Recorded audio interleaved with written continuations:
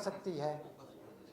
تو اس لیے میں سب سے پہلے اگلی سٹیج میں بیٹھے ہوئے اپنے عوامی نیشنل پارٹی کے مشر افتخار حسین شاہ صاحب اور مینگل صاحب، بزدار صاحب اور ان کے شکریہ سے زیادہ اس کانفرنس میں جو قابل غور تعداد ہے، سائزیبل تعداد ہے، وہ نوجوانوں کی ہے. ان کو دیکھ کر مجھے اس بڑھاپے میں ایک تقویت ملی ہے، اور مجھے امید ہے کہ یہ ہم بوڑھوں کی یہ چلائی ہوئی تحریک وہ کسی نہ کسی نتیجے پر یہ ضرور یہ نتیجہ خیز ہوگی. میرا یہ اپنا گمان ہے، اور یہ خوش گمانی کے ساتھ میں زندگی کے آخری دن گزاروں گا. بات یہ ہے کہ بہت ساری باتیں ہو گئی، اب میرے پاس کچھ وہ بات کرنے کے لیے کچھ نہیں بچا کہ وہ ریپیٹیشن ہو جائے گی. میں زبانوں کے ساتھ جو سلوک ہوا سب نے اس کی ایکسپلینیشن کی، وضاحتیں کی، بتایا. مجھے اپنی پختون بیلٹ کے خان عبدالولی خان عوامی نیشنل پارٹی، میں تو انہیں ابھی تک بھی نیشنل عوامی پارٹی میں سمجھتا ہوں کہ جب وہ نیشنل عوامی پارٹی میں تھے تو اس وقت میں اسٹوڈنٹ پالیٹکس میں آیا تھا، اور انہی سے ہمیں انسپریشن مولانا بھاشانی سے، ان سے، باچا خان سے تو ایک ملاقات بھی ہے. تو میرے لیے یہ سورس آف انسپریشن یہی مشران ہے.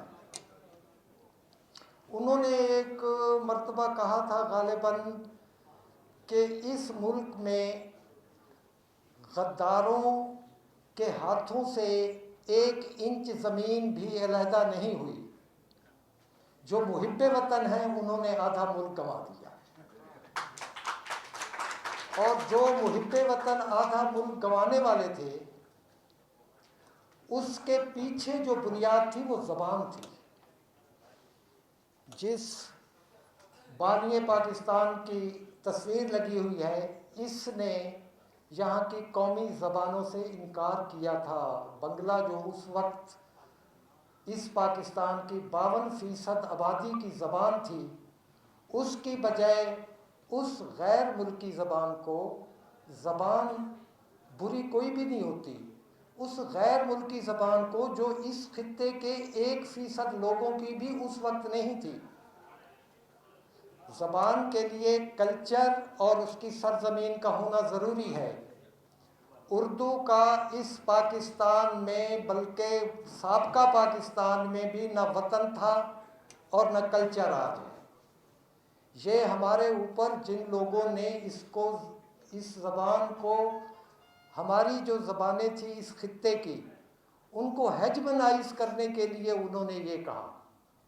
میرا صرف دوستوں سے یہ جو آئے ہوئے نوجوان ہیں ان سے ہے کہ ہمارا اردو سے سیاسی جھگڑا ہے کہ اگر وہ ہمیں ہیجمنائز جس طرح 75 سال سے کرتے آ رہے ہیں، اس سے ہمارا وجود، ہماری شناخت، ہمارا صدیوں کا کلیکٹیو وزڈم ہم سے کھینچنا چاہتے ہیں، تو اس کی اجازت نہیں دی جا سکتی میرے بھائی. یہ کیسے ہو سکتا ہے کہ جو ہمیں اپنے کلچر میں، اپنی تاریخ میں، اپنے معاشرے میں، اپنی زبان اور اپنے کلچر سے جو اتنا وزڈم ملا ہے، جو ہمیں فیلنگز ملی ہیں، کیا ہمیں وہ روبوٹ بنانا چاہتے ہیں؟ ہم روبوٹ بننے کے لیے تیار نہیں ہیں. یہی گزارش ہے. تو اس کے لیے جو ریکنسیلیشن کی بات ہے، پھر بھی ہم یہ فقیر لوگ، عوامی نیشنل پارٹی، سرائکی لوگ سانج، عوامی جمہوری پارٹی، اور یہ جو نوجوان ہیں یہاں پر جرنلسٹ، یہ کرتے آ رہے ہیں. اس کا مقصد صرف اور صرف یہ ہے کہ ہم ریکنسیلیشن کے ذریعے جو ہے نا ہم اپنی شناخت چاہتے ہیں. ورنہ سرائکی لوگ اس خطے کی، جہاں پر آج پاکستان ہے، یہ چاروں صوبوں میں موجود ہے اور صدیوں سے موجود ہے. ہم کہیں مائیگریشن کر کے یہاں نہیں آئے.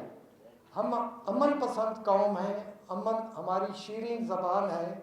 ہم پورے خطے کو جوڑنے والے ہیں. اگر اس کو اس کی شناخت نہیں ملتی، تو یہ آپ جیسے سیاسی دوست تو سمجھ سکتے ہیں ہمارے حکمرانوں کے احاطہ ادراک میں ابھی تک تو نہیں آ رہی۔ اس کو صرف سندھی اور بلوچ اور پشتونوں کے علاوہ جو دیگر جو بیٹھا ہوا اوپر طبقہ ہے ایلیٹ کا، اس کی سمجھ میں ہم اپنی اس لٹریچر کے ذریعے، موسیقی کے ذریعے، شاعری کے ذریعے ہم یہ باور کروانا چاہتے ہیں کہ ہمیں اس نہج تک نہ لے آئے کہ ہم بھی ہتھیار اٹھانے پہ مجبور ہو جائیں، اور ہم ہتھیار آخری دم تک نہیں اٹھائیں گے۔ ہمارے پاس اتنا مضبوط ہتھیار ہے، موسیقی، لٹریچر، کلچر، اس کے ذریعے ہم ان کو مار سکتے ہیں، اگر شرط یہ ہے کہ سندھی، بلوچ اور پشتون ہمارے کاندھوں پہ رہے تو۔ ویری مہر، شکریہ۔